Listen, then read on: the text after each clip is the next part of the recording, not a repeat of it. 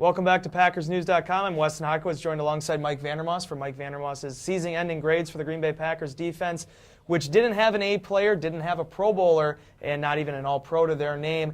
But there were some players that stuck out to you, Mike. I think you start off with Sam Shields and Tramon Williams. You gave Shields a B+, Williams a B.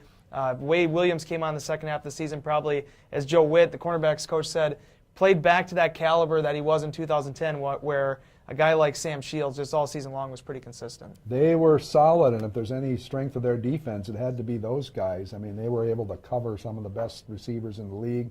As you said, Tramon returned to that 2010 form when he was probably at the top of his game, and Joe Witt mentioned that, you know, there isn't anything he couldn't do this year that he did in 2010 when he was so good.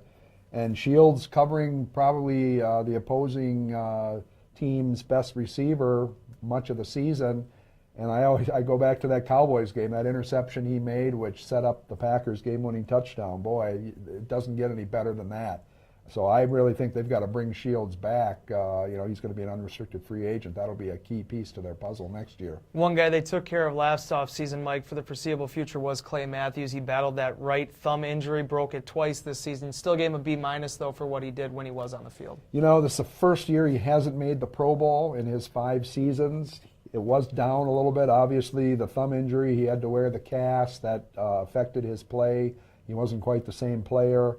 I have every reason to believe he'll come back next year as strong as ever and will be a playmaker.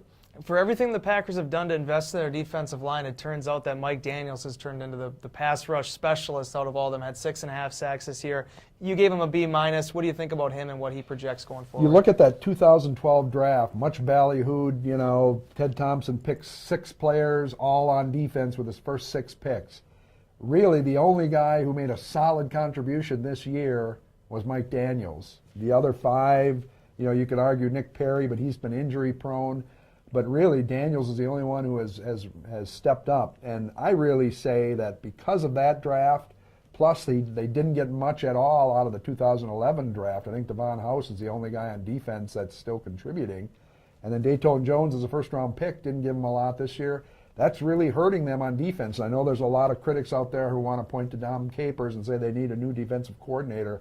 I'm here to tell you, Wes, they need more and better talent. They need an infusion of talent on that defensive side of the ball. More guys like Mike Daniels. Exactly. All right, be sure to check out Mike's rankings and final grades for the 2013 season on PackersNews.com. Until next time, for Mike, I'm Wes. We'll see you later.